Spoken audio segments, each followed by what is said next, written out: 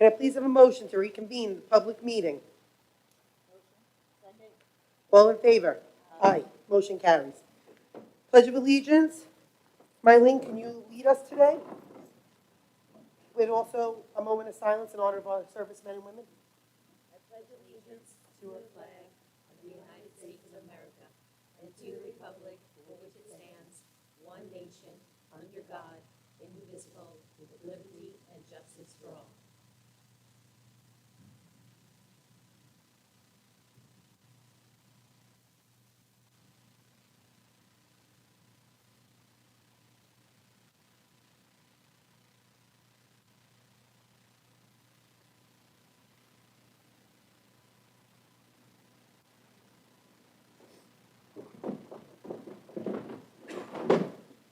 Will the district clerk please call the roll? Mr. Murphy, Mrs. Kennedy, Mrs. Augulus, Dr. Adams, Present. Mrs. Napolitano-Ferno, Mrs. Hutchinson, present. Mr. Colehefar, Present. Mr. Hauser, Present. Mrs. Poppy, Present. and myself, the Thank you. Changes to the meeting agenda. Item 14 added to the consent agenda. We don't need a vote on that, correct? no, it was added, and you'll approve as amended once you get to consent. Okay. Can I please have a motion to accept the minutes of the December 13th, 2022 Board of Education meeting? Second. All in favor? Aye. Motion carries. Moving on to recognitions for our music students and our freshman awareness advisors. Thank you, Dr. Adams.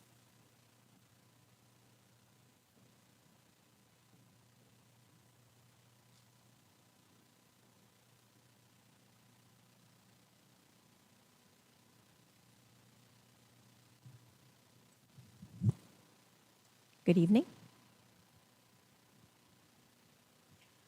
I have to tell you, it's so great to not have any COVID restrictions so that we can see our kids and honor them in everything that they do.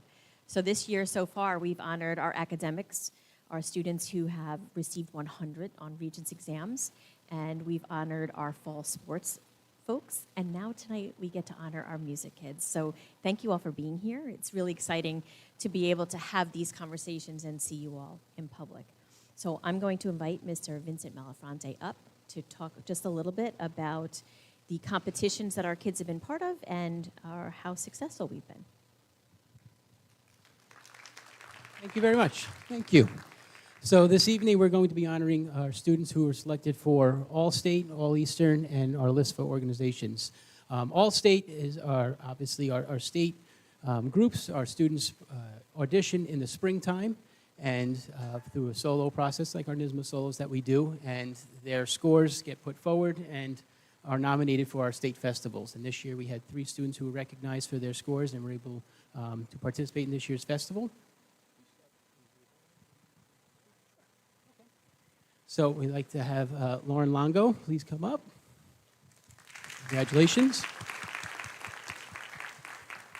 Mia Lang, come up. Congratulations. And Charlotte DeSimone, please come up. Congratulations.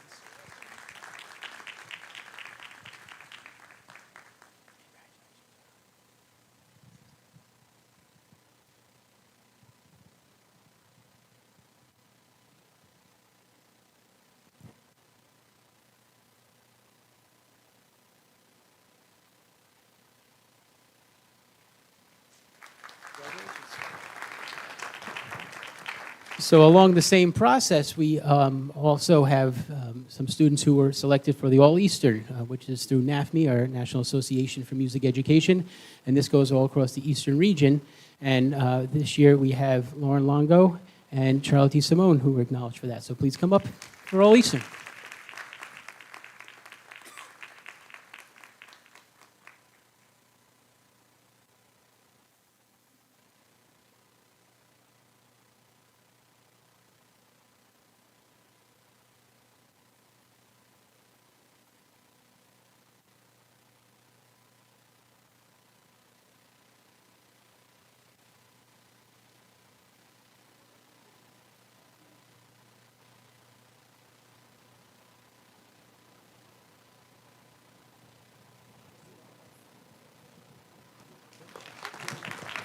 going.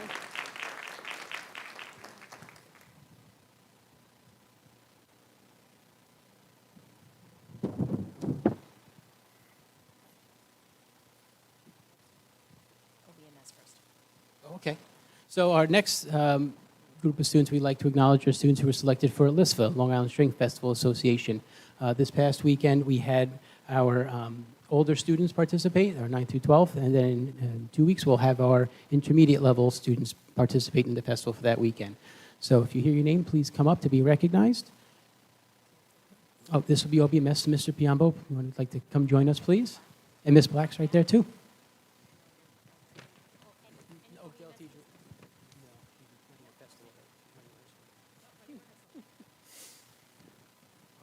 So from Oakdale Bohemia Middle School, we have Bryn Burke.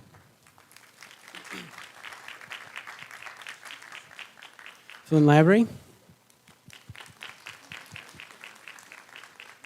Maeve Boland. Elia Ryden. And Ann Troy Nugent.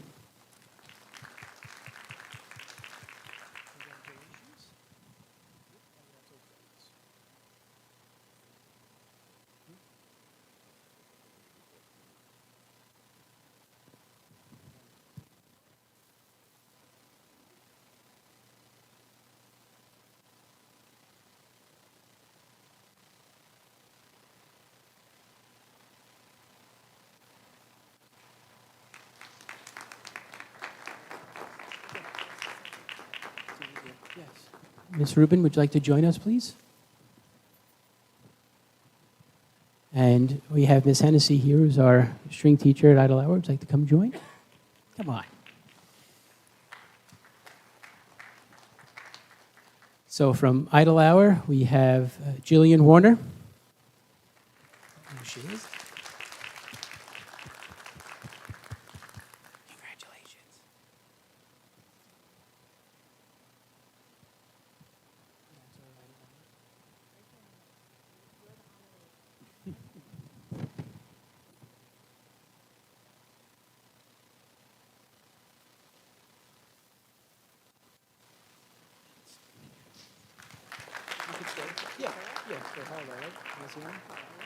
And for John Pearl, we have Harlow Lanciano. And Mr. Wrinkle's here. Come on up, Mr. Wrinkle. Congratulations.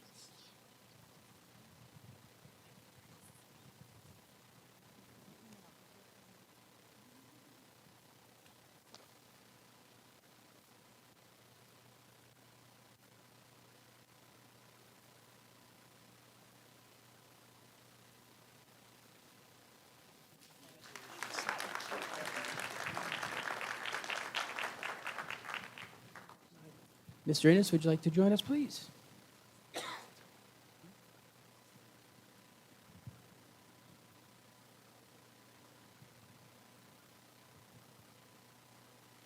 From Helen B. Duffield Elementary School, we have Alexandra Lowenhoff. Okay.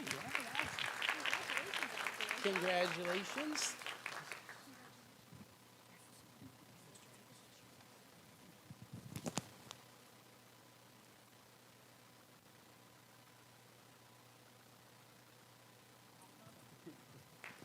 Congrats. Thank you, Mr. Innes, for being here. From Ronkonkoma Middle School, Ms. Murphy, would you like to join us for your students?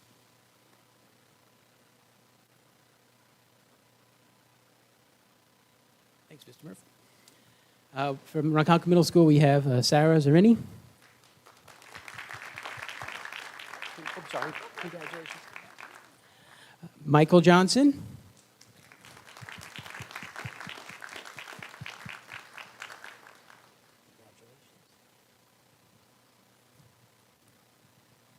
Sophie Jamrazek.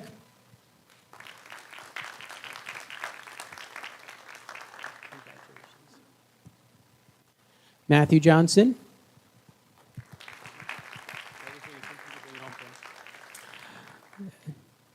Jenna Leary.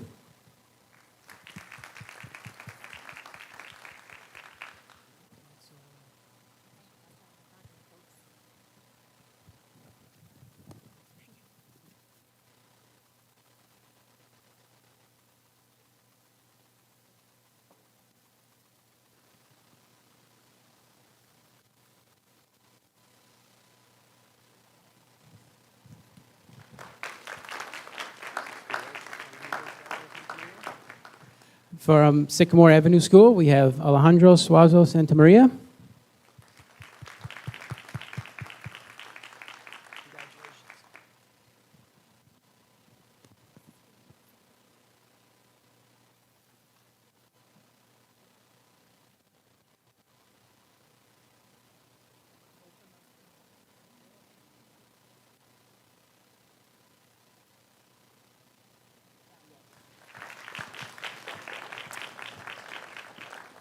From the high school, we have Justin Matarazzo,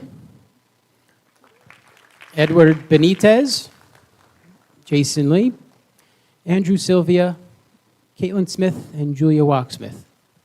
They had their festival this past week.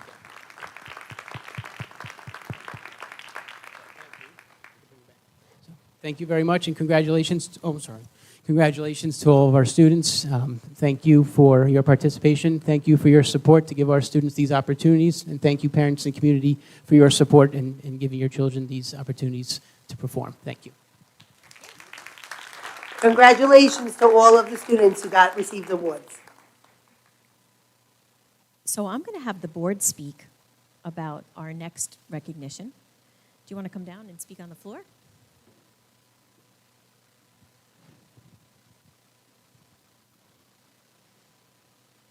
And parents with children, if you'd like to leave, you certainly can. We won't take offense whatsoever. We know you have lots of homework to do.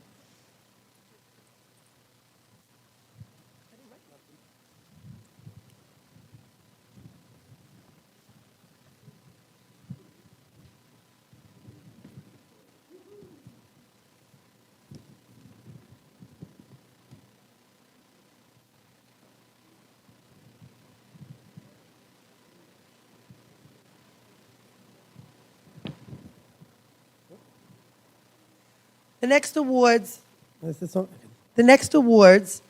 are going to two teachers who went above and beyond the call of duty, and they really made freshman awareness something to be so proud of this year and every year.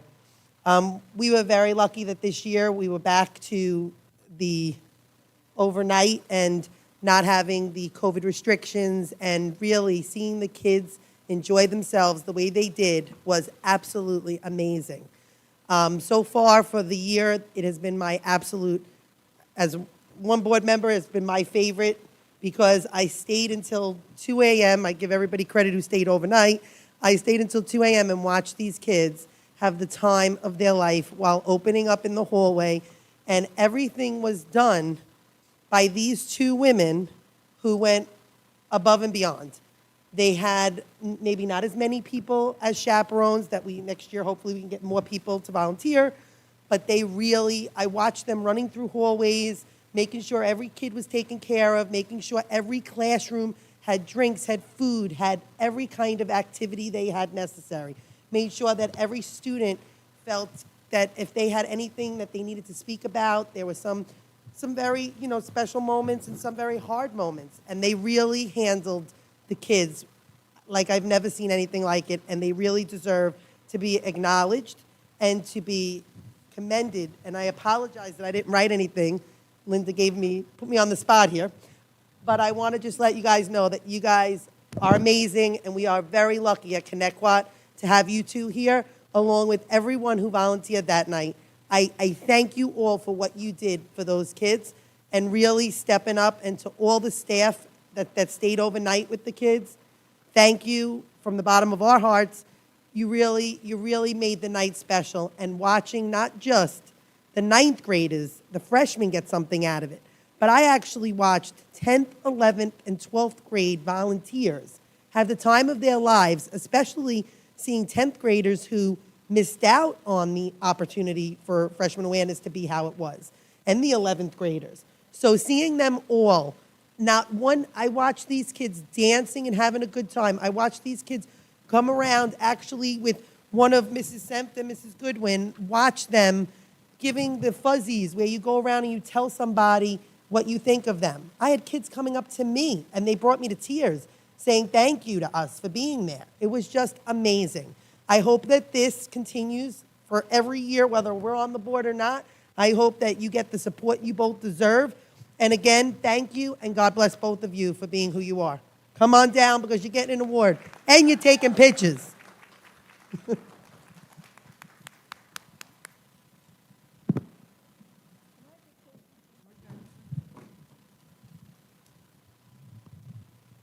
I was there, and everything you said is true, and I thought it was wonderful. But I also see some other professionals here that our music department, we put on the best plays. I acclimates to all the teachers. We have a teacher that just took kids to Manhattan, to their first opera, probably only opera. Accolades to them. We have teachers that collect money quietly to help students in the district that need help. They should be, I reach out to them as well, not to say what you guys did was anything less, but we have a great staff here in this district, and they should be respected and honored for all the stuff they go, not their teaching day, above and beyond. And we don't even know they're doing it because they're not recognized, nor do most want to be recognized. But when we go see a play, Mr. Melafonte, we see it there. Your staff is amazing. And I can go on for a half hour, so I'm stopping. And congratulations.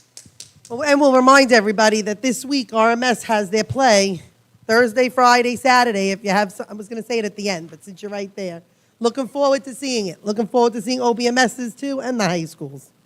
But thank you, ladies, for all you do, and thank you to your staff at the high school that helped you and everyone. So this goes. Hold on. I took the mic. I'm sorry.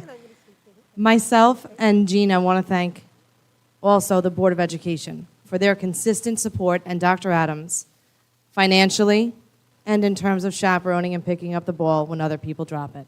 Thank you. Okay? Thank you, guys.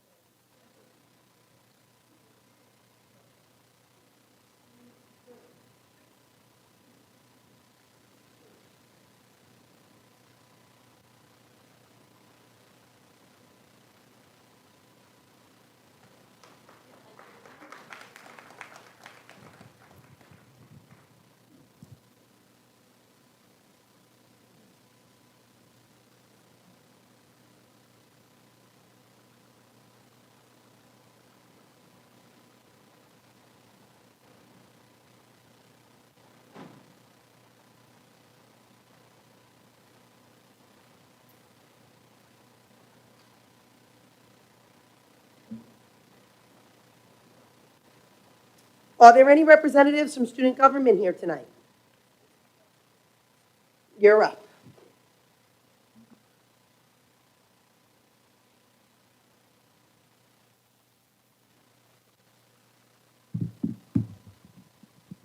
Hello. So I am here to report on what student government has done in the last few weeks. So we just did our Winter Spectacular drive-through, which was a huge collaborative effort of many different parties, one of the biggest events that student government does. It was born out of COVID, but it's been so popular among the community that we've decided to continue with it even though restrictions have been lifted. So I would just like to say a few thank yous to all the people who made that event possible. Thank you to the board, first and foremost. I know many of the members came out and saw us, and we appreciated that, especially standing in the colds. We saw that you were there. Thank you to the administration, the PTA, who helped, of course, Grounds, who really helped us put out all the lights and just anything we needed. They were there to accommodate us. The administration, who, of course, were very accommodating, always asking us if we needed anything. The individual classes, who each did a themed, presentation. Our theme this year was holidays around the world, so we saw that. The band, who played out in the cold, and the Cake Line and Color Guard, who also performed. So obviously student government does run this event, but without the entire community, this would not be possible. So I would just like to say thank you to everyone who continues to support us. It raised a lot of money for student government so we can do events for the community in the future. And I'm just so glad to see, as having gone from the first one to the one that we do now, the third year, it was really just amazing. So thank you all for that. So going forward, we are going to be having our PSI Love You Day. This is an event that goes on all across Long Island and even outside of Long Island. It was created a few years ago for a father who unfortunately committed suicide. And it's to raise awareness that for mental health support and that you are loved, and it usually occurs around Valentine's Day. So although it's not happening on Valentine's Day this year, student government is going to be recognizing it on Valentine's Day this year. We're also selling PSI Love You t-shirts. They're purple and they're $15. The proceeds will obviously go to the PSI Love You Foundation. And if you don't want to buy a shirt, we just ask that you wear purple just to show support for this cause. And the theme this year of PSI Love You Day that student government is promoting is Chapters of Your Life.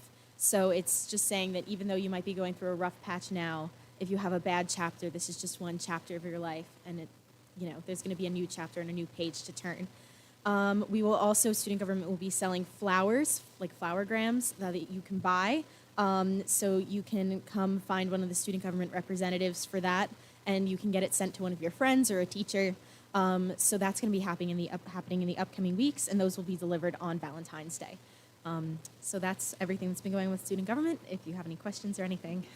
I just want to say to you, thank you guys for everything that you did, for the amazing job during the Winter Wonderland.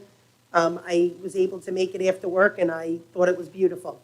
And you guys all did a wonderful job with the band playing, the kick line, seeing that you had all the different people at the end, all dressed up. It was really very nicely done. Thank you for being out there in the cold and making so many young children I saw happy. They were so excited to be going through a light show at Arconnecquot High School.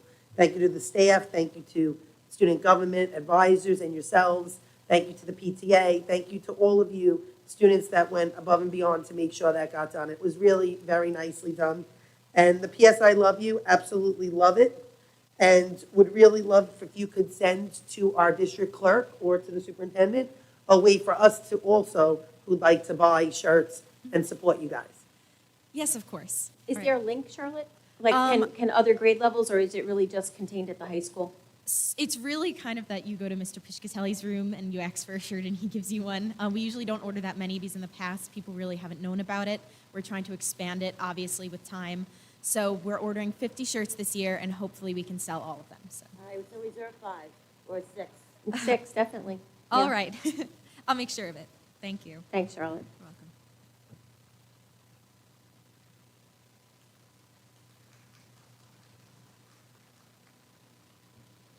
Budget presentation, Mr. Hauser. Thank you. My name is Robert Hauser. I'm the Assistant Superintendent for Business and Operations. And tonight we're going to be doing the first of several budget presentations for the following school year, the 2023-24 school year.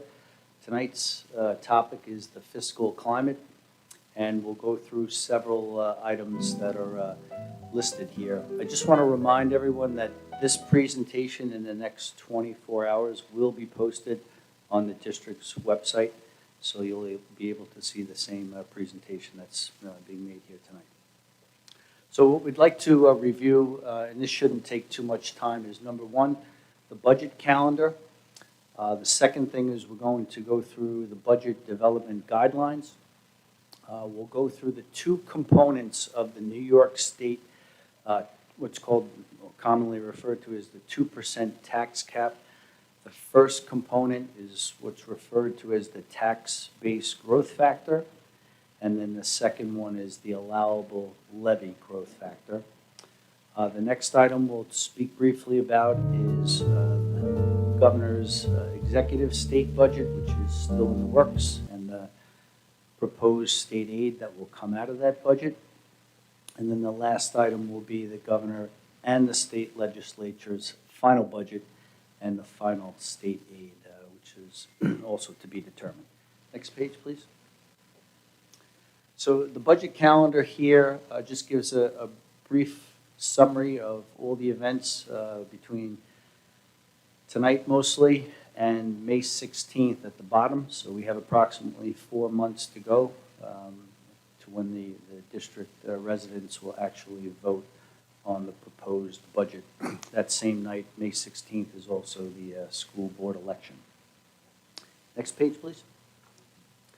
So to start with our budget development guidelines here, and I'm going to try to read some of this, and other parts I might just skip through. So the Board of Education is committed to a proposed budget that limits the tax levy to the calculated tax levy cap for the 2023-24 school year.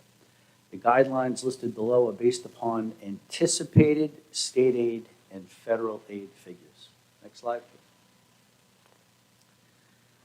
So for educational programs, existing educational programs and services shall be maintained at current levels of services with continued flexible class size caps in all grades. All educational programs and services shall be examined for efficiency with alterations made as possible. Vacant positions will not be filled unless necessary to maintain critical program components. Changes in staffing will be contingent upon enrollment and programmatic need. In terms of the expenditures of the district and the tax levy and the cap, by the end of this month, on January 24th, we will have the next board meeting. The administration shall prepare a preliminary 2023-24 tax levy cap calculation. By March 7th, the administration shall prepare for review and deliberation by the Board of Education a preliminary 2023-24 budget, the total expenditure of which shall not exceed the preliminary calculated 2023-24 tax cap. The final levy cap will be calculated on or before March 1st, and a separate preliminary contingency budget will also be prepared by the end of March. Next slide, please. From a multi-year budget plan, the development and ultimate approval of the 2023-24 budget shall continue to be based on a multi-year budget plan in which any single year budget shall not stand alone as a traditional budget, but shall be treated as both the second year of a current 5-year budget plan and the first year of an ensuing 5-year budget plan. Accordingly, the administration shall develop and demonstrate wherever possible the interdependence of specific budget decisions relative to the 23-24 budget as such decisions relate to subsequent budgets in the 5-year plan. In its deliberation, the board will give particular attention to reviewing the implications of all decisions as they impact on all budgets covered by the 5-year plan. All budgetary decisions will be guided by the goals of the long-term tax stability and the continuous improvement of educational quality. Next slide. For our fund balances and our various reserves, the 2023-24 budget shall be created with a goal of achieving between a 3% and a 4% unassigned fund balance. Fund balance, together with the use of reserves, will be used to offset the tax increase impact of the 23-24 budget. The multi-year budget analysis shall include a multi-year projection for loss and maintenance of such funds. Management of our long-term liabilities, the multi-year budget plan, and specifically the 23-24 school budget, shall recognize the important role that maintaining and leveraging long-term liabilities play in the district's long-term fiscal stability. 2023-24, we will match the use of reserves to the extent possible to allowable budgeted expenditures. Next slide, please. Other considerations, in light of uncertainty with state aid and external funding sources, all considerations may require additional adjustments as information becomes available through the New York State Department of Education. Concepts of zero-based budgeting will be applied relative to line item increases wherever possible and subject to the following conditions. Line item increase shall be based wherever feasible on past expenditures and/or depletion of inventories and predicted trends. Classroom, office, library, and computer supplies and materials shall be funded minimally at the state aid funded level based on projected enrollment as in past years. Baseline adjustments downward to mandatory non-discretionary expenditures shall be documented and made as permissible. Textbook allocations shall continue to be based on available inventory and each school's need to ensure textbook alignment with the New York State standards. Instructional staffing, which is really to be discussed, we're just introducing the topic right now. So highlighted in yellow here on the screen are the current elementary staffing levels in relation to enrollment. So elementary staffing shall be based on grade level enrollments. The current ratios, which are kindergarten to second grade, 22 to 25 students. Grades 3 to 5, 25 to 28 students. At the secondary level, staffing shall be based on the total enrollments in individual class sections. Regular high school classes with enrollments under 20 may not be conducted except as a 12th grade requirement for graduation. As I said, instructional staffing is to be evaluated, and we will be making a separate presentation on this in February. Next slide, please. From a non-instructional perspective with staffing, non-instructional staffing shall be monitored and reviewed consistently within the current school year in order to analyze needs and trends in preparation for the subsequent year with the following in mind. Maintain staffing as close to current levels as possible. Maintain general maintenance repair codes as close to the current level as possible. And as full-time positions are vacated, to the extent that they will not affect the health and safety, and to the degree possible, positions will not be filled. The budget review and the voting process. So the draft budget guidelines that are being developed after consultation with the Board of Ed and review of last year's community input. The budget guidelines are shared by the board during public session. This provides for an extended opportunity for members of the community to provide feedback to the board from their respective positions. The projected budget will be developed in strict accordance with these guidelines that permit little flexibility for further reduction, addition, or modification. The review shall consist of consideration of the guidelines and any subsequent changes recommended. Changes to the budget shall result from changes to the guidelines, if any, and will be integrated into the budget by administration and resubmitted to the board. Area presentations by various directors and administrators will not be needed unless questions are raised about the budget guideline revisions to their respective areas. Next slide. Tax increase. So the school district can only assume responsibility for the actual school tax increases in the amount equal to the percent expenditure increase of the 2023-24 school budget. The Board of Ed and its administration will respond as appropriate to concerns relative to the increase over which it has authority, but will refer all other tax concerns to the responsible government agency or unit. The school district is not responsible for changes in actual taxes due to reductions in state aid, changes in adjusted base proportions, changes in the total assessed valuation of the district, changes in the assessed valuation of individual homes in the district, or the effects of STAR, the school tax relief, and other exemptions or other tax implications outside of its jurisdiction. And this is just the last slide for the development guidelines, just another brief summary of the April 18th when the Board of Ed actually adopts the budget, May 9th when we have the hearing for the public, and May 16th when there is the actual budget vote. Like I mentioned before, in the very first page, we were just going to touch base on a few items here. So the tax cap in New York State, which I believe is in its 13th year now, there are two components. One of them is called the tax base growth factor, which I highlighted here in the middle of the page for Connecticut. This is just an alphabetical list of some of the school districts in Suffolk County. The number that the New York State Department of Taxation and Finance, in coordination with the Comptroller's Office, assigns to a school district, it can never be less than 1.000.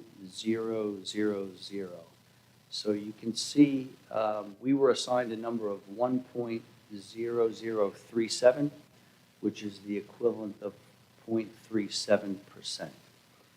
The other two districts that I highlighted in the bottom, they're at 1%, so they're not receiving any benefit in the tax-based growth factor.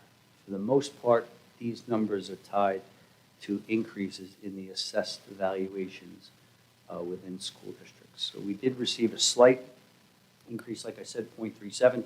Last year, I believe the number was 0.47. Next slide. The second number for the New York State tax cap is called the allowable levy growth factor. This number, all school districts within the state of New York are assigned the same number. For the most part, it can never exceed 2%. This is really the name where the 2% tax cap came from. So this is tied to the Consumer Price Index, which is a rolling 12-month number. Since the month of December just finished, we're not going to know the final number until a few more weeks. But as most of you know, Consumer Price Index, or inflation, has been above 7%. So this number, like I said, can never go above 2. So for the most part, when it finally comes out, 2% will be our actual number. So you take the 2% plus the slide before, the 0.37, and roughly we will be allowed to increase the tax levy in the district by 2.37%. There's a few other adjustments that come into that, but that's roughly our number. Next slide, please. This slide here, I know it's maybe difficult to read from far away, but this is the governor's executive state budget that was issued almost a year ago, January 18th, 2022. There's several columns there that are other school districts, but ours is on the far right. The top of the report is the prior year's state aid that the district was given. And then the bottom part of the report is the estimated various state aids that the district is being given by the governor. A year ago, at this point in time, we were only going to receive an increase of 0.34% in our total state aid, so less than 1%. And another number I want to address is foundation aid. You tend to hear about this a lot in the newspapers and then online. Our foundation aid this time a year ago was only projected to increase by 3%. Next slide, please. So in April, usually by March 31st, the governor, as well as the state legislature, they come out with their final state aid numbers once the state budget is known. So the report looks very similar, but it's just issued roughly 3 months later. And once again, if you look at the far right column, all the way down at the bottom, in the end, our total state aid only increased 0.48%, so less than 0.5%. And our foundation aid increased the same amount, 3%. Next slide, please. And that concludes the presentation. Are there any questions, comments, I suggestions? just need the concerns? board to go back to that one instructional staffing that you had to be discussed. Mhm. I want to make sure that the board is on the same page with that. This is the guidelines that we used last year to determine what our staffing ratio would look like. And I know that the board was interested in having a discussion about this, so I just want to make sure that we're on the same page. So last year, the board gave us guidelines for K-2 to be 22 to 25, staying as close as possible to that lower 22 end, and 3 through 5 to be 25 to 28. And I don't believe we got anywhere close to either one of those high ends or even the low end for 3-5 this year. But I just wanted to make sure that the board was aware of that, because that's the one thing that I know really guides how we staff the elementary and the elementary and the sixth grade program. So I just wanted to make sure that that the board has an opportunity to be heard on this and to amend if it needs to be amended. I think some of the problems here are, at the younger, I'll always advocate, as you know, I can't help myself, for the smaller class sizes, especially K to 2, especially elementary. I personally feel from K to 6, it should be, even though 6 is in the middle school, I still feel like there's a transition, and that year is, in my opinion, one of the hardest. Because you go into 9th grade, you're already transitioned from 5th to 6th. So that's your first real transition. And you're young and it's hard. And years ago, we had 6th grade, I went to 6th grade in elementary school. So I like to see the numbers low for the elementary. I'm just one person. That's always been my vote. But secondary, what I think we need to do is figure out a way to fill some of these classes. Not take away electives, like you want to give the kids a nice amount of choices, but I know this year there are kids in classes of 4 or 5 students, and some less than that. It's really not fiscally responsible for us to continue doing that. That's a bit much, especially in AP class. AP classes, even if there's a way, I understand that scheduling, you got to try to schedule so many kids, but there's got to be a way that you can make it so that it's more condensed, where there are more children in that class, to be, like I said, fiscally responsible for the taxpayer as well. So a few years ago, Jackie, the board actually requested that AP Chemistry and AP Environmental Science were offered every other year. And I think during COVID, that kind of went away. So we, Mrs. Poppy and myself and Mr. Kolahifar will certainly look at the classes at both high school and the middle school and look at the enrollment trends and see if having those classes every other year, the enrollment would be more because you only have an opportunity to take it one year, and then you flip-flop that and could take the other one the next year. So we will be looking at things along those lines again, but I know that was something the board, I think it was like 4 or 5 years ago, Mylan, if I remember correctly, and then COVID came and everything kind of went out the window. I just want to make sure that kids have the opportunity, every opportunity, that if they want to take AP classes, they're there for them to take, but at the same time, you don't want to see a class with 3 to 5 kids. Right. Unless it's one of that they have to have for graduation, which these are not. These are college courses. I still want them to be able to have the opportunity to take these classes as much as possible. So you don't want to have a child that wants, let's say next year, a senior who wants to take a class, and now we say, oh, it's every other, and so they can't take it. Yeah, we would determine that. We would That's make sure what I'm that saying. seniors would not be hurt by that. I would make sure that, like, if something like that's done, then that's acceptable. But you want to make sure that kids that are on the track to get all these courses, especially 11th graders going into 12th, and want to get those classes, I don't want to take stuff away from kids. I just want to try to make it so that it makes more sense. Mm-hmm. Because I also have seen that there's a lower number of kids that are in AP classes, especially this year in the high school. Yeah, especially in science this year. Yeah, I agree. I mean, I was shocked to see some of the numbers, and I would hope that next year we try to, see, I mean, I know that you don't want to pressure or put a kid in a stressful position, especially after the pandemic, but maybe try to build those numbers up if there is someone who is interested. Otherwise, again, we have classes running with 3, 4 kids. That seems like it's not being fiscally responsible, at least on our part. So I support the smaller classes sizes in the elementary level. Then we get to the secondary level, and I learned something today, and I think we all did as a board, how crucial that middle school is. So we want to make sure they're funded, so they transition very well into the high school. And then as I see the high school, we're supposed to create sort of an independence, so my concern is that we're looking at a CPI at 7, we're a tax cap at 2, something's going to give.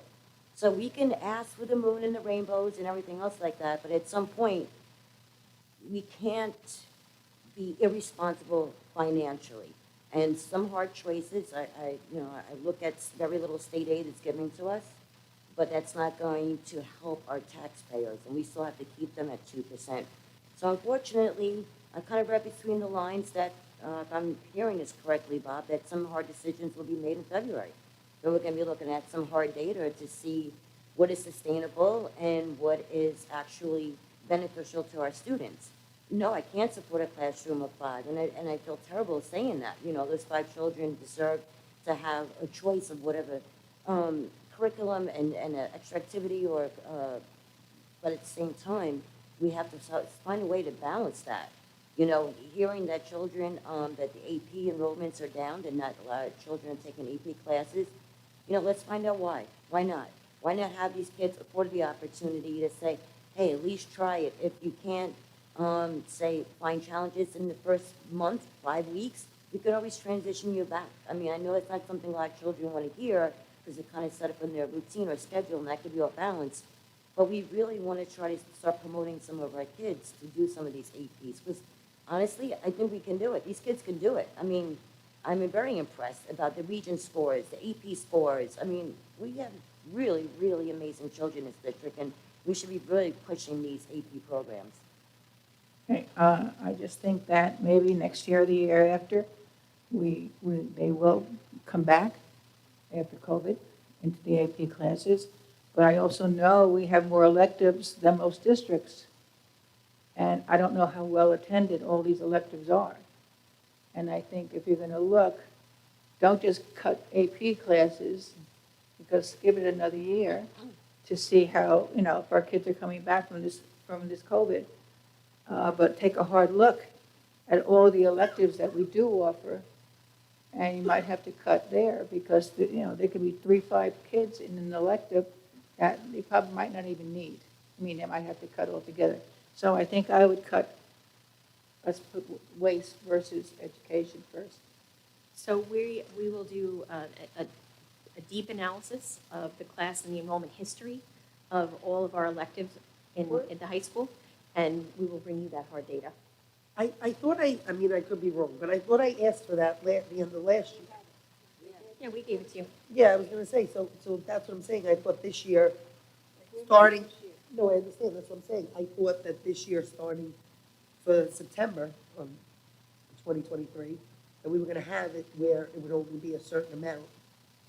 We did, but kids do unenroll in some courses after that original blush. So what happens in the scheduling process is our students sit down with their guidance counselors, their parents, their teachers put into the portal what their recommendations are, and then students ask for classes. That becomes an enrollment projection. The issue with that is some students ask for 10, 11 classes, and they can only fit 9. So, it sometimes is a false enrollment projection. We schedule on that number, and we start to create the master schedule on that number, and then that number becomes real because kids can't fit into all the classes. Then we put students in classes in September, and by October, November, they may decide, well, that really wasn't what I thought it was going to be, and so the numbers then settle.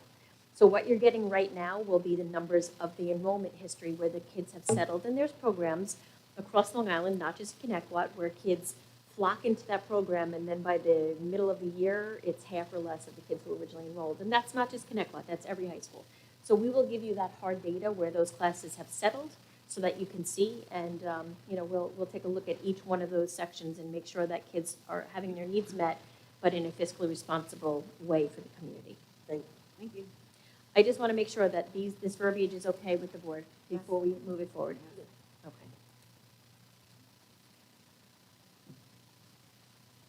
Does anyone have any other questions for Mr. Hauser? Thank you very much. Great presentation. Next up, we have our discussion items. I think I put all 3 on. I'll start with curriculum committee.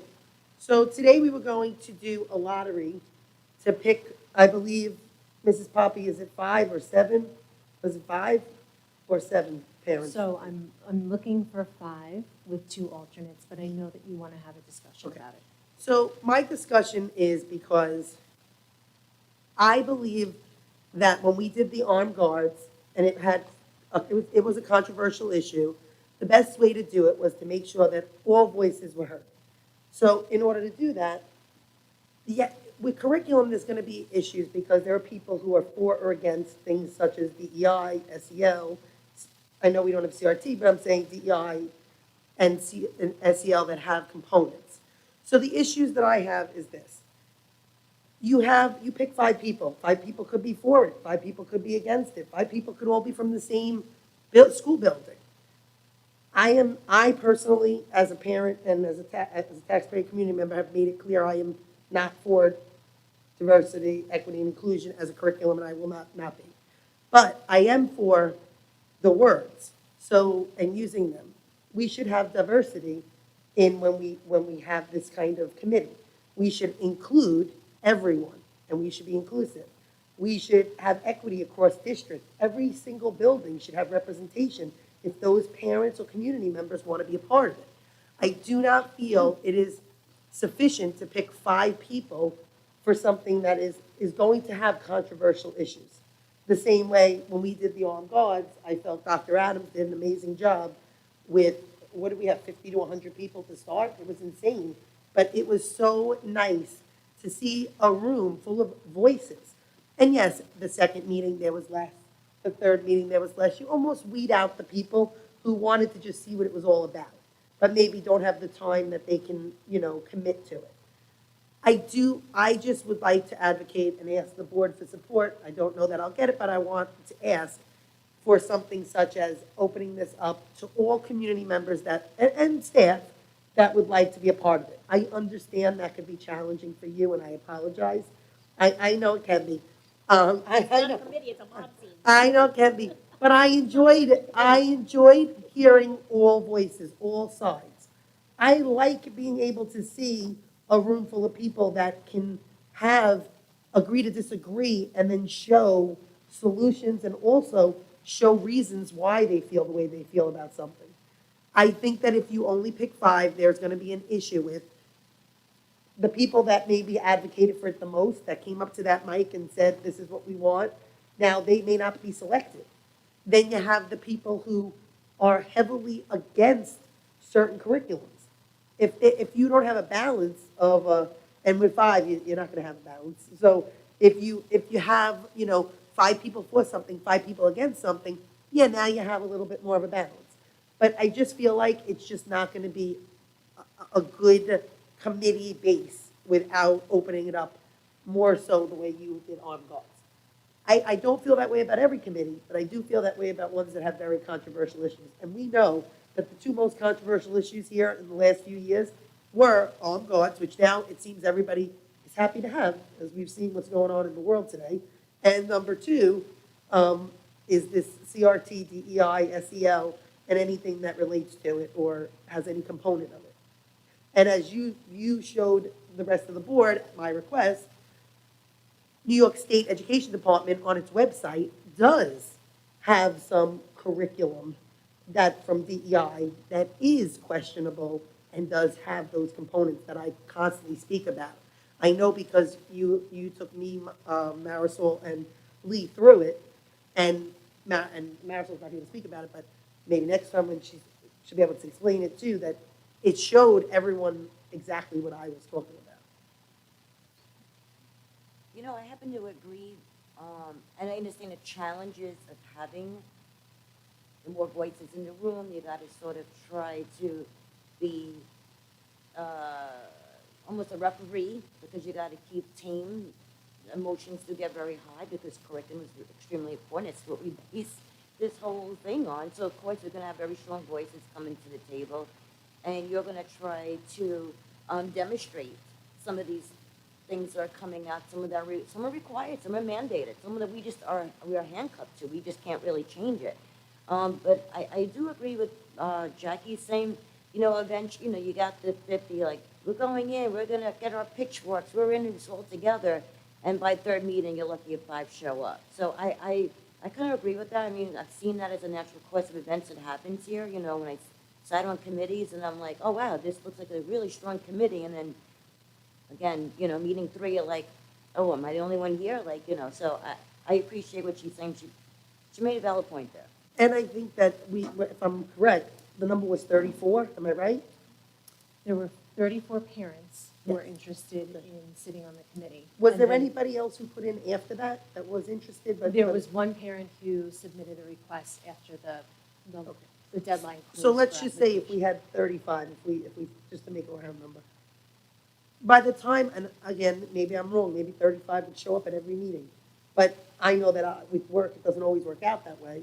So I would just request maybe to open it up, and also if there's staff that's interested. You know, that would be the same thing. If that's okay, I mean, I believe you can do it without even blinking an eye. I don't think you have any issue with it, but I do know it can be challenging.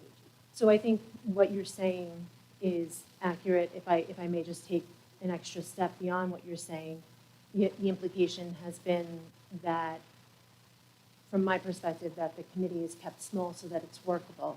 And that's accurate. This committee is, in my mind, meant to work on issues in a topical way, right? So at every meeting, there would be the introduction of the issues that would serve as the conversation, the basis of the conversation and the foundation of the discussion, and eventually the pathway for the recommendation. So it is less of, and I know the comparison to the experience with the armed guard is also topical in nature, right? But I am looking for more of an expression of want. I'm looking to come to some conclusions and recommendations through this committee that are directly going to impact different curricular issues across the district. And that's a heady task. Explain some of those curricular issues that you're looking at. Sure. So the first meeting is slated for next week. And just in order to kind of draw things together, we have some adjustments to middle school scheduling that have been in discussion for approximately a year now. Some changes that are being invoked by certain standards that are coming from New York State, and they happen to be computer science standards, not the standards and the discussion that you were talking about before, Jackie. And in addition, this board requested the inspection of an opportunity for personal financial literacy to stand as a local graduation requirement 2 board meetings ago. So those are the first 2 topics, so middle school scheduling and that PFL, personal financial literacy, as a local graduation requirement that I would like to pose for that committee work. And then as time passes, there are going to be other things that are coming from New York State. You're absolutely correct. New standards that we have to adopt and provide room for in a student's educational experience in the district. So I would like to use that committee to have that, to conduct that exploration and to have the conversation and discussion about how that looks in ConnectPlot and how that child's experience will either change or vary because of these changes by state education department. So that's sort of where I'm beginning, Lee, just to respond to your question. Topically, those are the first 2 issues that I'd like to bring to the table. It's still, No, I think what you're People- saying, Jackie, when there's certain issues, the political issues that I totally don't understand, to be honest with you, I don't get it. But that's, she did explain it to us that day, that they. but if, when that issue comes up, maybe she can open the room to more people, because that seems to be a concern with a lot of people. Could that still- work and still have what you were looking to do? I'm still looking to be inclusive.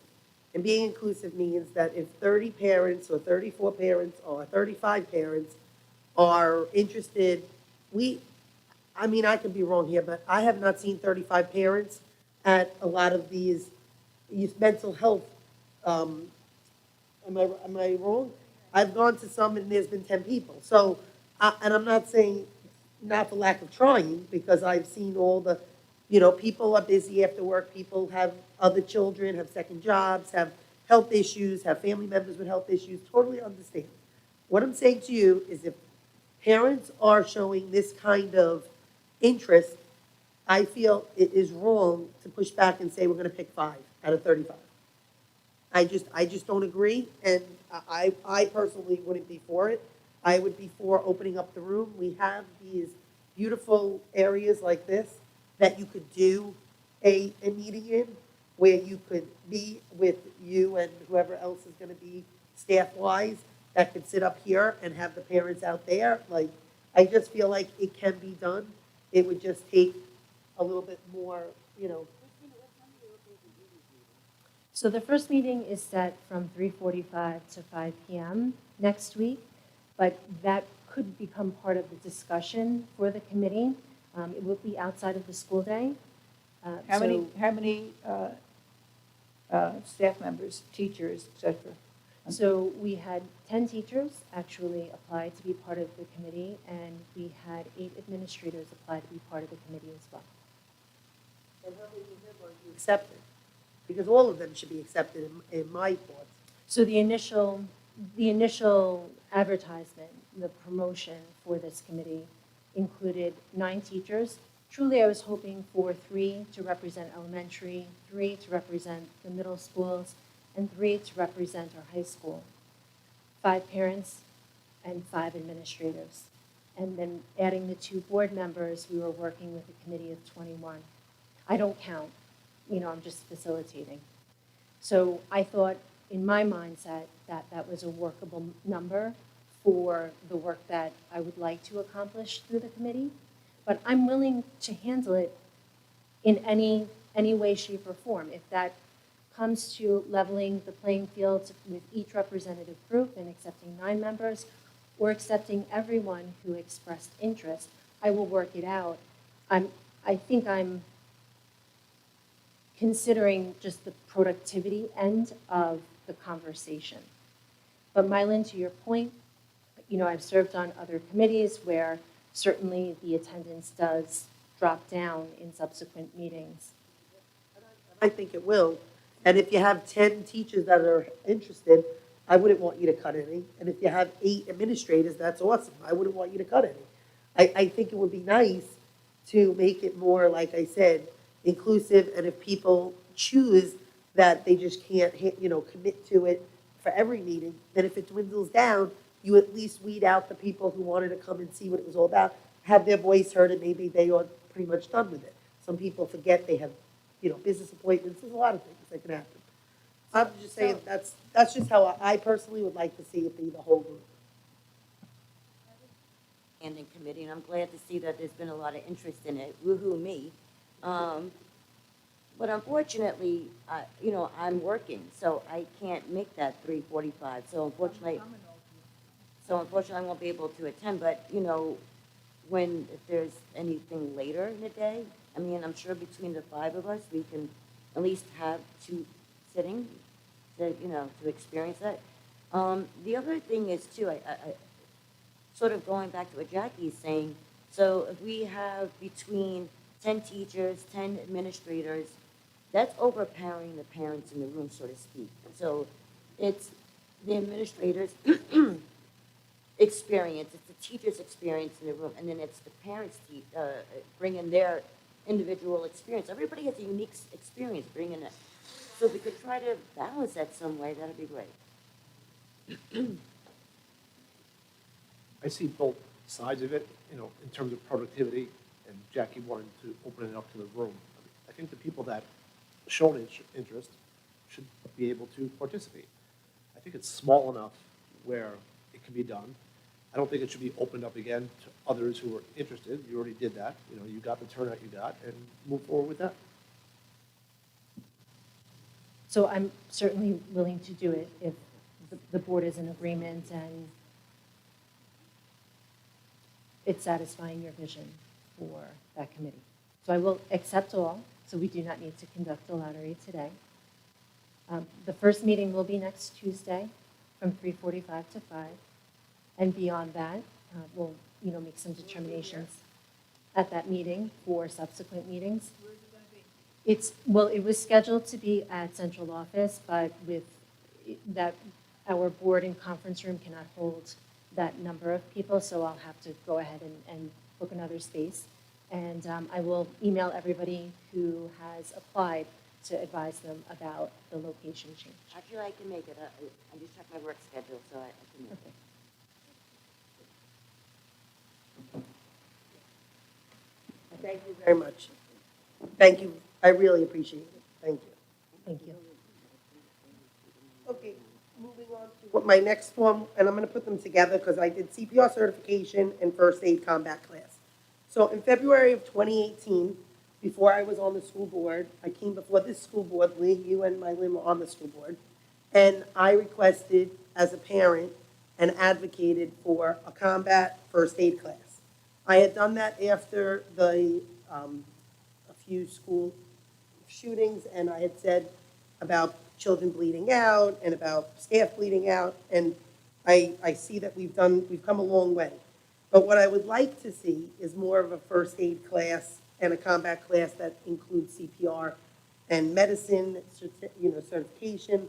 The reason I say this is we just saw the whole world and the nation in prayer over a sports person who went down and had a medical emergency. We've seen so many other medical emergencies in sports, in life. As a first responder, I see it all the time.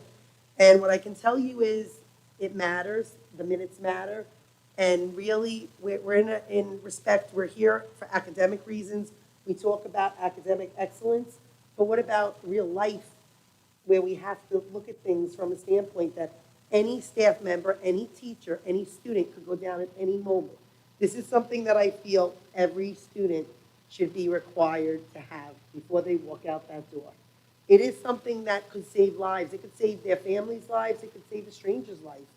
We saw on TV that it matters.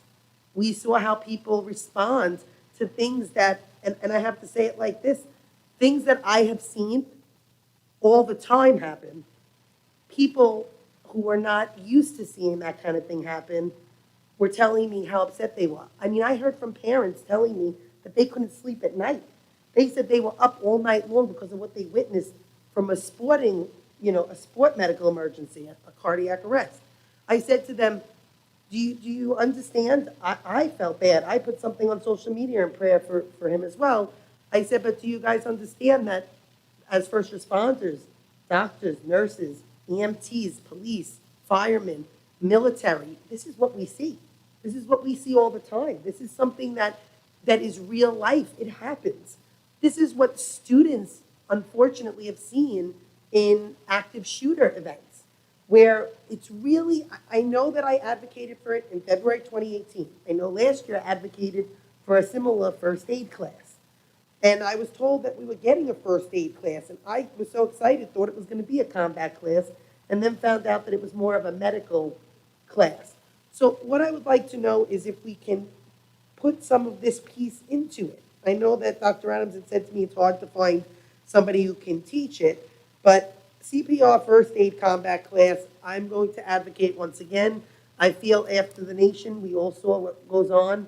It could happen to anyone in the best shape of their lives.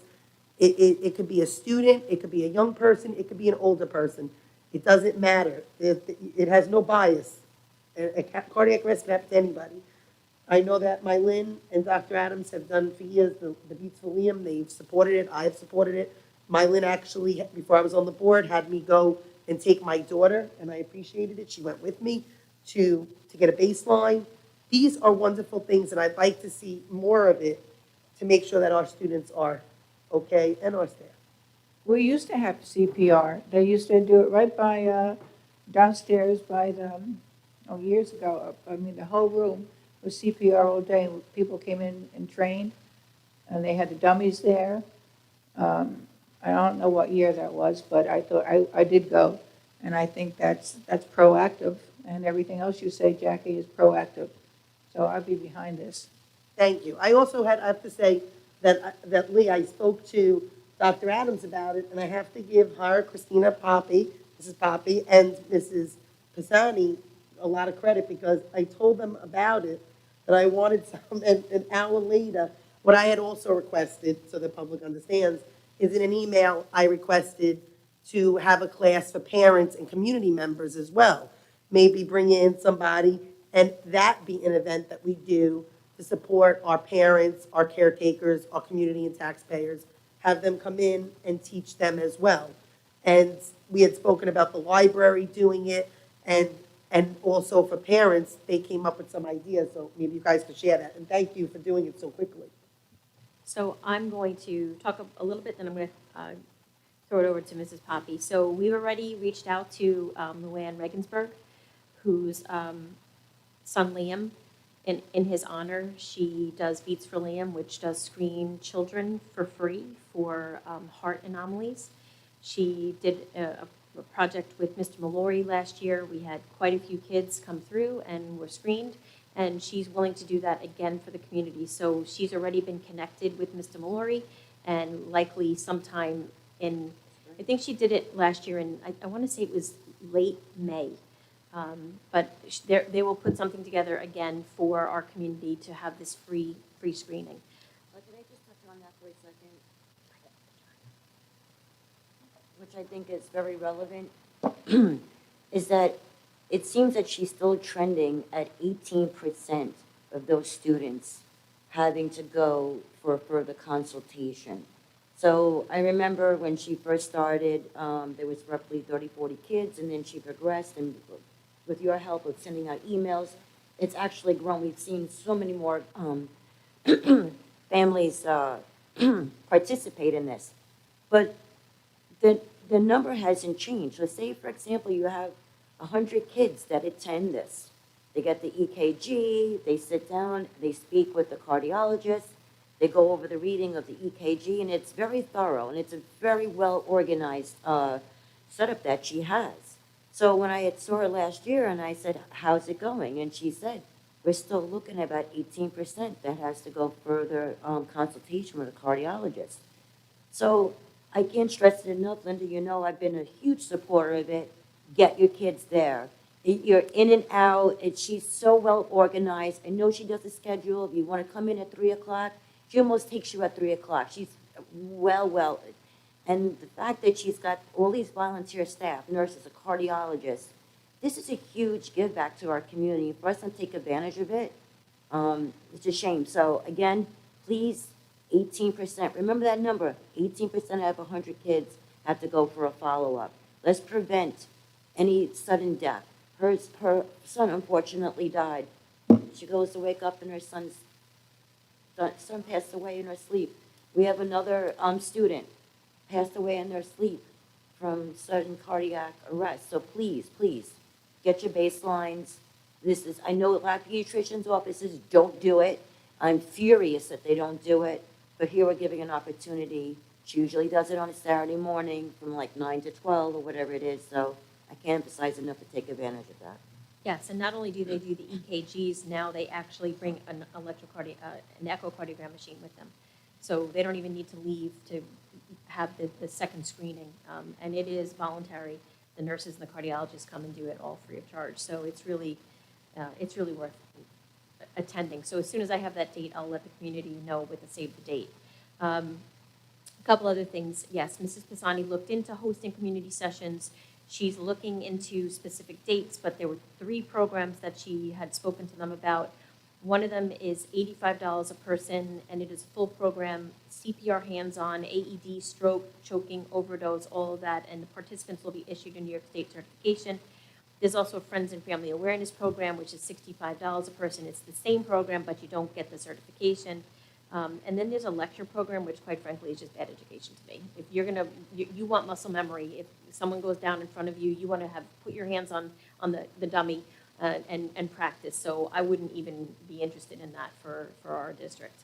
But in the meantime, before we have dates for that, the Connecticut Public Library already has it scheduled for ages 15 and up on May 20th from 9:30 to 12:30 for 25 people maximum. So please get in there and be one of those 25 people. The cost per person for there is $15.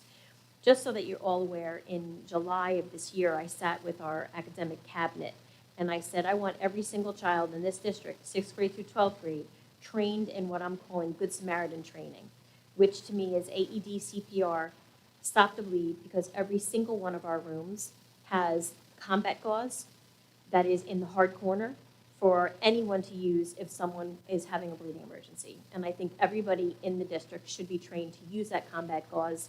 God forbid something ever happens, and it doesn't have to be it doesn't have to be an active shooter. I told the story at the White House when I went to testify about how important this was, about my husband saving a child's life who actually had punched a plate glass window.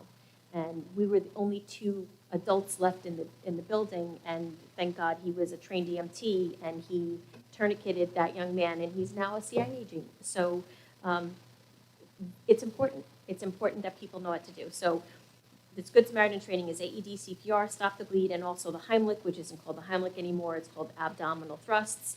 And Mr. Mallory is putting that together for our phys ed classes, grades 6 through 12. So every child in the district, grades 6 through 12, will receive that training. Our teachers will be invited to receive that training with the students, and we will also be doing them at voluntary faculty meetings over the course of the next few months. So that was something that was already in place and moving forward in the district. It really just brings it to the forefront when you watch what happens on the field, that AEDs are an incredible piece of technology that can save a life in a heartbeat. So that's why we wanted to do that, and it's on the ground and moving forward. Mr. Mallory also does and will be moving forward with in the spring semester, a Save a Life drill, which he's going to do with all of our teams, our middle school and high school teams, where they're going to simulate if someone were to go down, and what would be the action on behalf of the students, on behalf of the other coaches, and on the athletic trainer in the district, in order to make sure that that person is saved.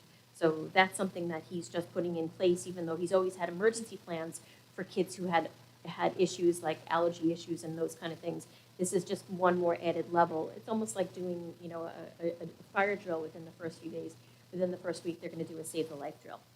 CPR and AED are mandated by New York State for every child to be certified before they leave a district. So it is taught in our high school health programs, and that's been in place, I want to say, 4 or 5 years. It started during my tenure that New York State mandated it, and it's a wonderful thing. So every student leaves their health training in the high school AED and CPR trained. And Mrs. Poppy, is there anything else that you wanted to add? You want to talk about the emergency sciences class? Sure. So, Jackie, just to your point, we do have that emergency medicine course. It does not include the combat portion, but the outcome of that course for children who participate is a certification with American Heart Association level basic life support for CPR and first aid. So that is the outcome of that course. It just doesn't contain the combat components. That is the brand new one. It's running this spring. It's a science elective for juniors and seniors. Yes. Yep. Correct. Anybody else have anything they want to add? No, Okay, moving on to public comment. Before I read this whole thing, I'm just going to ask the audience, does anybody have anything they want to speak about from the consent agenda? Otherwise, we'll go through these other votes quickly and we'll get to the regular public comment. So is anybody want to speak about anything for this public comment? It's only for consent agenda items only. That's not a consent agenda item yet. You can vote in the second public comment. Nothing? All right. Then we're going to get through this. I'm going to move on to recommended action, financial matters. Can I please have a motion to approve items 2 through 6? motion, Are there any questions? not at this moment. Go ahead. You just put on your mic then. Some of the overtime reports for plant and facilities, is it abnormally high this year, is it normal?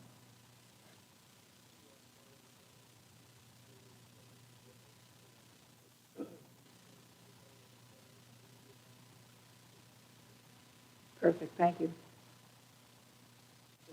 That's it. Okay, so anybody else have any questions? Aye. Okay, all in favor? Aye. Aye, motion carries.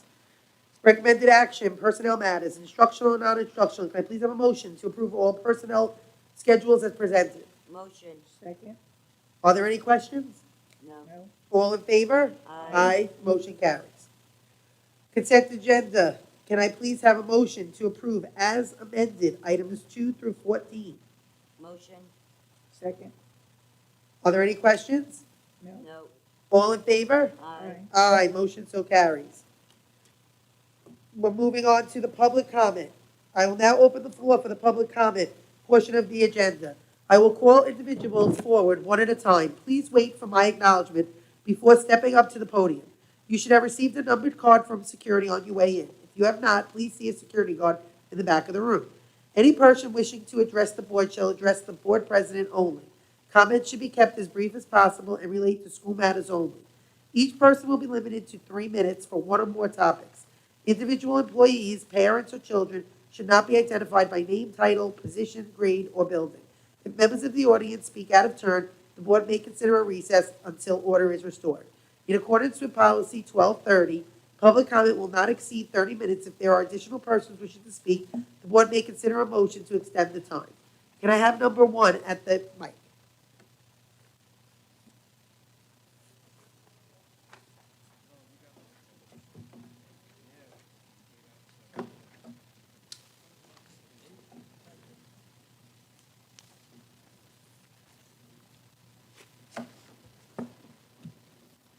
Good evening. On Friday, January 6, 2023, I arrived at John Pearl Elementary School to pick up my 2 children at the end of the day. As I pulled into the bus loop, I noticed 2 police cars and officers walking in and out of the building. When my children get in the car, they share with me that a student has been suspended for threatening a teacher. Their words were, "I'm going to put a bullet in your head." I was in complete shock. This is the same kid that has... So, I have to interrupt you. This is a board meeting, but we cannot talk about individual students. I'm not using their names. Doesn't matter, because there's enough information that you're sharing where the public could figure out who the student is. So this is not an appropriate topic for public, because it does violate the rights of that So parent and that when student. can So I if you s- have a question with regard to what happened in that incident, I would refer you to the superintendent of schools so you can express your concern. Okay, thank you.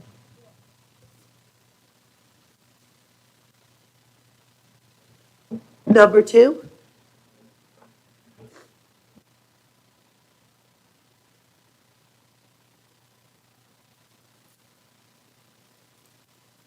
Good evening. Just give me 1 second to put my notes.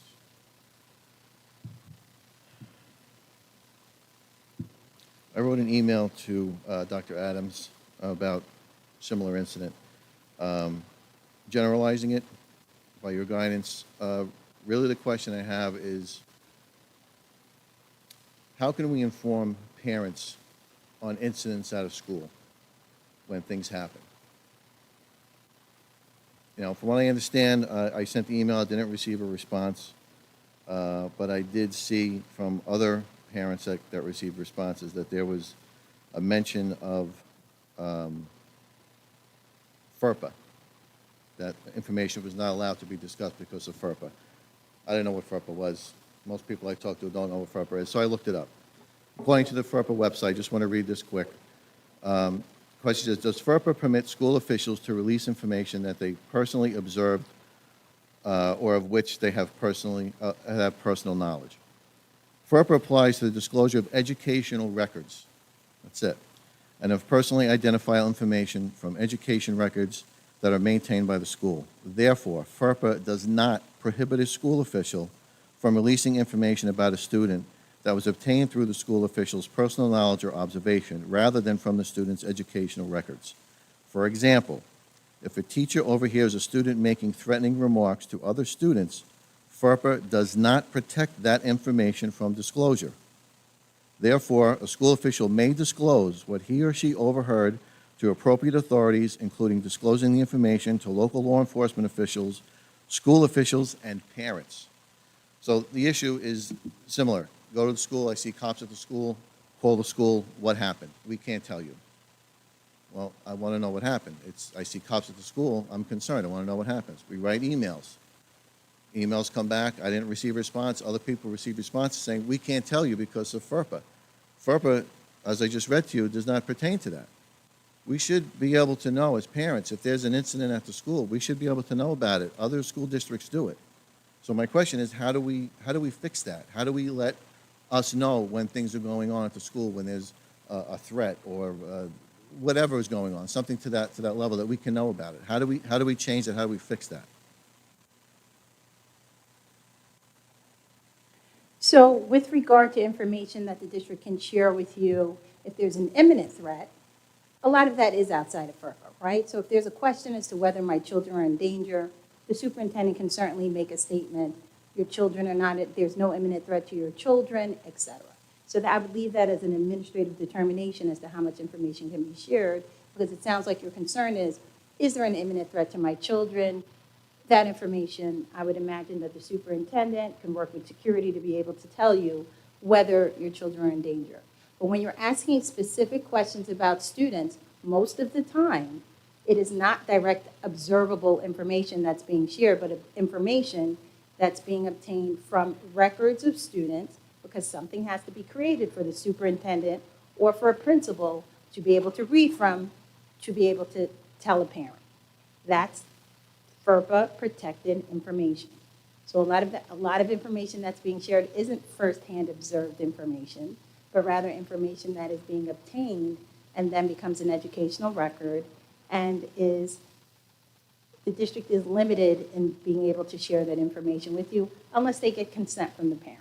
And most of the times parents are not willing to consent. The same way if it was your child that was involved in an incident, if people called and said, what's going on with that child, would you want the district to be able to share that information with any parent that came up? You're misunderstanding. I'm not asking for the school to say, oh, Sally Smith did this today at the school. We want to let everybody know what you did. No, if there was a threat at the school, just to say, okay, I'm sure you've seen the police officers at the school today. There was a situation with a student and a faculty member. A threat was, whatever it was. This was done. This is what we're doing to take care of it, and that's it. I don't need names. I don't need addresses. I don't need any of that stuff. Just to say, hey, I pull up to the school. There's cops at the school. What's going on? But to receive I would it, leave but to that receive to a an general. administrative determination, so I'll let Linda answer that question. So really, I think it's a timing issue. Is that what I'm hearing? Because really, Yeah, I mean, we received an email. I After the called the fact. school. I didn't receive a call back. I received an email 3 hours later saying, oh, everything's fine, nothing to worry about here. Right. And then I come to find out through, other avenues that what took place. And that Right. disturbed me, that like, why weren't we notified about it? Well, we have a building with one principal who is taking care of the situation. So my first impulse as being Mr. Wrinkle's supervisor is his job was to take care of the situation first and give information second. And I think he did that. Was the timing off maybe a little bit? Potentially. But I think his first inclination was, I need to make sure that whatever needs to be investigated got investigated. He did a great job with security, making sure that SCPD was notified and that investigation could ensue. There was no imminent threat to any student in the building. Okay. So if there was an imminent threat to a student in the building, you would have been communicated with first as we were taking Well, care of situations. Right, we're talking something major. And I'm not criticizing Wrinkle. I think he did a great job. But He did. the way I see it, the first move could have been that email. Everything's okay, nothing to worry about. That could have been the initial email to parents that were pulling up to a school and seeing police cars there. That could have been the initial response. Then after you have time to assess what went on, you can further explain it. Because I know we've gotten emails from you specifically about incidents at the high school, and they were specific. There was a weapon at the school. It was in a kid's backpack. But, it was expressed exactly what took place. I didn't need to know who the kid was, how old they were, where they lived. That wasn't important. It was important, the information you gave us. We never got that information. Instead, we're kind of getting, yeah, don't worry about it. It's going to taken care of. And then like this FERPA thing, I don't even know what it was. And then I'm looking at it, and from what it's saying, yeah, you can tell us that information. It doesn't have to be specific, but Well, to say but the there problem was is there was it's a such a threat small made or school. whatever. Excuse me? And it's such a small school that there's a level of specificity just by how few students are in each grade level. So I appreciate that you are requesting information quicker. In a single person school like John Pearl with one principal. His job is to take care of the situation first, Right. alert parents, and give information second, and he did that. So do I think it could have happened quicker in the future? You know, he may call someone and say, hey, can someone get an email out more quickly to my parents? We can certainly always improve that communication gap that you're alerting us to. And the other thing too is I'd rather hear it from you, I'd rather hear it from him, rather than get bits and pieces from all over the place and, you know, wonder the validity of that. You know, is that really what Sure. happened? You know, is that blown out of proportion? Like what really, you know, took place? Right. Hear it from you, hear it from him. And again, it doesn't have to be like in 5 minutes, get on the phone and tell everybody. Just say, everything's okay, we're handling it, no problem. And then maybe a couple hours later or the next day, a little bit more information to say, okay, this is what went on, this is how we took care of it. And just Understood. you give it a little bit ease to the parents and correct information to Yep. the parents. I get it. Thank you. All right, thank you. Number 3?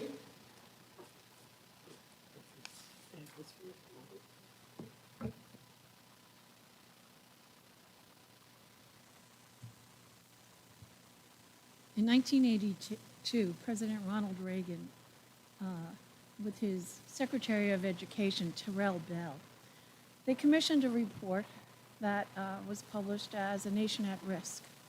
And the results in that publication showed that schools really needed help in our country. So one of the remedies to those problems was the Blue Ribbon School system. And I've been playing around with all the statistics and comparing the 3 Blue Ribbon schools from last year, Ward Melville, Lynbrook, and who am I forgetting, Valley Stream, to our school, our Connecticut High School, and our school's great. I was so flabbergasted. I did every region score, did a 3-way, 4-way comparison, and I just want to build on that a moment. So a Blue Ribbon School Award increases property values and demonstrates academic excellence to college admission counselors, as well as being a source of pride to the community. The 3 Long Island schools who got the Blue Ribbon, Lynbrook, Valley Stream, Ward Melville. In order to be eligible, a school must meet criteria of performance based on the performance of its student assessments in English language arts and mathematics with other measures of student performance. Using the data from NYSED school report card, I compared Connecticut High School Regent scores and level 4 and 5 scores with 3 Blue Ribbon schools on Long Island. Connecticut High School scores, are great, sometimes better, but definitely competitive. Although I compared all the Regents exams, due to time limits, I'm just going to highlight which was really a shining star, ELA. The ELA proficiency for the state is 80%. Connecticut proficiency score is 95%, with 63% of our students achieving level 5. Lynbrook High School's proficiency score is 94%, with 57% achieving level 5. Valley Stream, 94, 60% achieving level 5. Ward Melville, 92%, with 62% of students achieving level 5. Our graduation rates are similar. But you know what? I go like, Connecticut was the winner. Connecticut stood out. Our teachers are doing great. Our kids are doing great. My concern, an additional category necessary to win Blue... I talk too much. Is climate. Blue Ribbon schools have that diversity, equity, inclusive committees that meet once a month, that see what's going on. They hear the parents' voices, they hear the students' voices, they hear the staff's voices to improve. Our district is forming committees, and I believe we should hold as role models the programs of Blue Ribbon schools. Our curriculum committee should include diversity, equity, and inclusion materials. I don't know if I should stop or if you're going to give me another second. You could finish up, you have another, Yeah, you I have have very, another very few little to say. seconds. Our T-Bird project should move beyond ideas of tolerance to substantive programs. The National Blue Ribbon School eligibility criteria promotes human and civil rights and disqualifies schools who violate civil rights policies. Connecticut has the opportunity to create a positive school climate for our marginalized communities with the Curriculum Committee and the T-Birds Project. And I would like very much my number to be picked so I could be part of them. Thank you. Thank you. You know, years ago, Idlehour Elementary went for that blue ribbon. They didn't make it that year, and then she stopped. But they did work very hard. It's not that easy to get that ribbon, but they really did have put in effort. And then after the first year, they just, you know, didn't bother anymore. But yes, it's a lot of work, but the effort, accomplishment would be great. But I think our teachers, our principals, have to want to do it. It's individual for each building. Thank you. Number 4.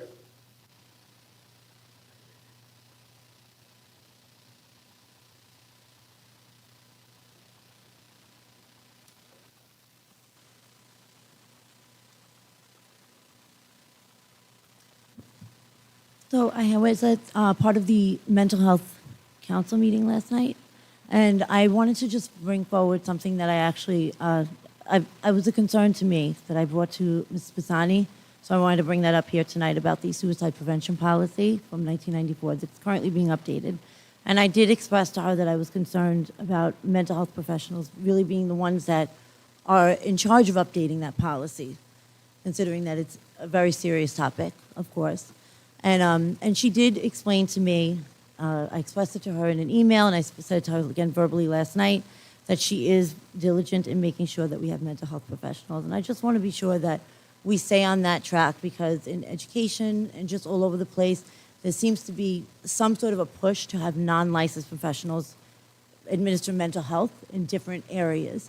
And I know according to New York State Education Law 6512, it's a Class E felony for an unlicensed professional, to administer something without a license. So I'm sure I'm not saying Connecticut's doing that, but I just want to be sure that I want to express that was a concern I had. I want to make sure we stay in line with that, keep Connecticut following the law, and of course, for our students who come first. The other thing I wanted to do is I want to thank you for the change for the curriculum committee. I really, really appreciate that. I myself have done a lot of research on curriculum, and I've looked into it. So I appreciate that I will have the opportunity to be a part of this committee now. So thank you very much. And I have to, since you brought up the Armed Guards Committee, I have to give a shout out to Dr. Adams for her running of that committee, because it was very, very big. There were a lot of us.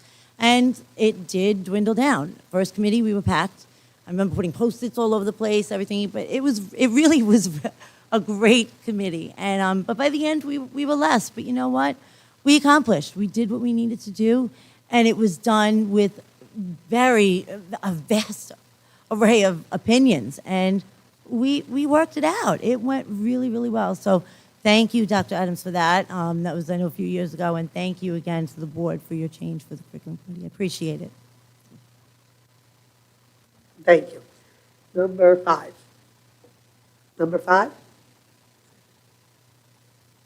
Number 6?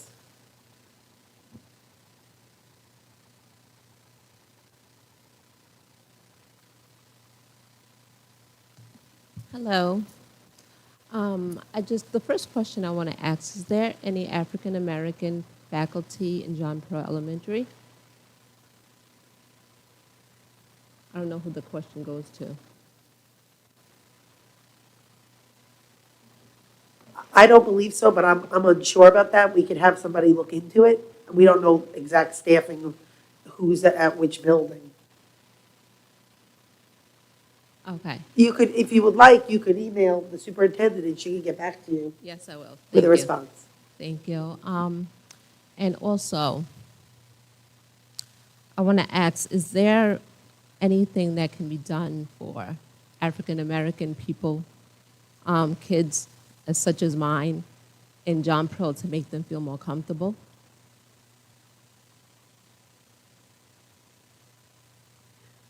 These questions should really be Addressed sent to- to your building administrator. Okay. And then if you don't get some sort of satisfaction, you would then go up the chain to Mrs. Poppy, who is our curriculum, and then it would be to the superintendent, and then you would bring it to the board if you got no satisfaction. I'm just trying to help guide you, so that you could get the answers you're looking for, because unfortunately, I'm unfamiliar with each building, and I mean, they're more familiar. Each culture in each building and what diversity is in each building. I mean, you could absolutely get that and speak to your building administrator. I'm sure he would be more than happy to work something out. You know, if you have some kind of ideas you'd like to bring in, I'm sure he'd be open to it. Okay, thank you. You're That'll welcome. be it, thanks. Good luck and let us know. All right, absolutely. Number 7.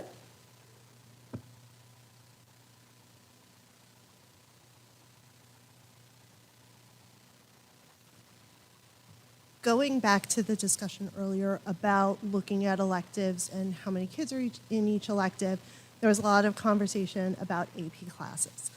And over the last 4 years that my son has been in high school, I cannot count how many times I've said, my kid is not on a college track. What about my kid? So I just want to implore you that while you're looking at electives, don't just look at the classes that kids who are on a college track are going into. Look at the classes that the kids who might be going to like a technical job, might be going to BOCES, might be after school going into the military, not just the kids who are in AP classes. That's it. Thank you. And just to follow up on that, for years, we have advocated to make sure that the students that are going into the military, we even do a separate graduation for them if they're leaving early, and we all attended it last year and the year before. We absolutely support kids that are going into technical. We were only speaking about AP just to bring it out so you guys know, because we were running the numbers and we noticed that the general ed and honors classes seem to have more children, more of a well-rounded class number. Like I said, there are AP classes with only 5 students. To me, that these students are in a college class and much more, I don't know how to put it without being, yeah, like they're the kind of kids that are very independent. So you would be able to put 20, 25 kids in that kind of class without you having to worry about losing them on a subject. Whereas I know when I was in school, I would rather be in a smaller class because I wasn't in AP classes per se. So it was more of a conversation that we shouldn't have AP classes with 5 students in it and then have a general ed class with 25. It was actually more of a, we want them to be more well-balanced. General ed should get just as much, should get the same kind of one-on-one kind of, shouldn't be 1-on-5 and then 1-on-25 kind of thing. So we're looking to maybe to also be fiscally responsible. But definitely we'll always keep in mind for our military and definitely for the students who are not looking to go to college. They might be going to a technical school or going to BOCES or going on a different track. Some kids after college go right to the workforce, whatever their choices are. So I apologize if that's how it seemed. It was just that the numbers were just so small, and it made no sense why general ed and honors classes, especially in a general ed classroom where maybe children need more attention and need more help than an AP class where a lot of these kids are they're independently learning. It just didn't make sense looking at the numbers and see it dwindle too in how many people were putting in for it. Just a personal story from today. I have daughters who are in AP classes and some who are not. And then I have a son who, he's a senior, he's going to college, but he doesn't know what he wants to do. He's going to stay home. I pulled up today to the house and he was changing a carburetor on his mini bike. I didn't teach him that. He learned that at Connect Lock. Yes, he's an okay student, but he's not an AP student, but he knows how to change a carburetor, which was kind of cool. They are. Their robotics are awesome too. We saw that last year too. The tech and the robotics, amazing. Number 8.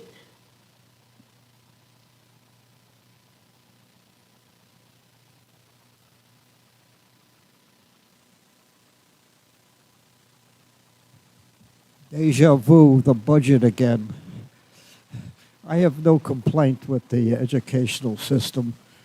My son graduated from the high school here in 1995 and college in 1999. He just missed the 2000. And he's a physician today, and my daughter teaches special ed, and my granddaughter has been teaching preschool for 3 years. So we're a family of a lot of teachers. But I look at the budget from, a different viewpoint, being a senior citizen.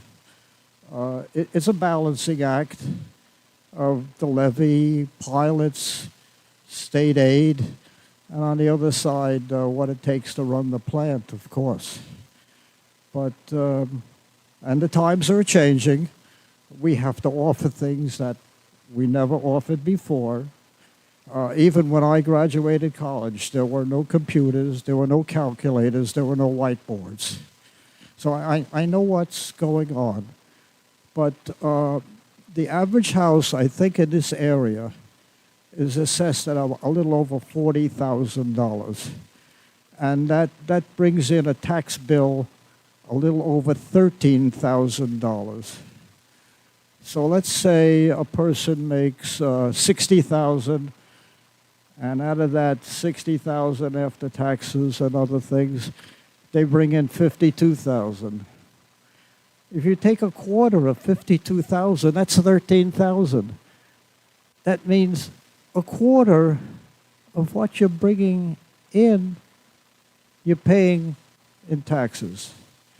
And I think when I first came into this area, the population for the school was over 7,000. I believe it's about a little under 5,000 now, or maybe about 5,000.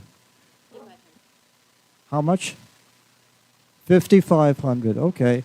And it'll probably go up. I see a lot of youngsters being born due to people being home. Okay, so much for that. But I came from the business world, and one of the jobs that I did for 35 years was purchasing. And I never got a word of compliment. The only word I ever got, you have to bring it in cheaper. And I know we get involved in a lot of things that we like to do ourselves, and I wonder if anyone ever tries to price it outside. We made some good decisions in the past. We decided not to be in the policing business. We have someone that takes care of all our security, God bless him. And someplace along the line, we decided we were going to go for some solar panels, which in the long run, they will pay for themselves. And we've put in LED lighting, which gives us a lower electric bill, which is great. And I think there are other areas that we could also do some looking around to see if maybe we can bring the job in cheaper. I always had to get at least 2 to 3 bids on everything I bought. And surprisingly, I would find someone cheaper. So this affects everything. It's my taxes and it's your taxes. Let's see if we can bring it in a little cheaper. Thank you, Ed. That's the end. I just want to wish everybody a happy new year from all of us. Wishing our students, our staff, and all of the community a wonderful year ahead. Let's hope that 2023 is a great year. Can I please have a motion to adjourn the January 10th Board of Education meeting? Motion. All in favor? Aye. Have a good night, everybody. Get home safe.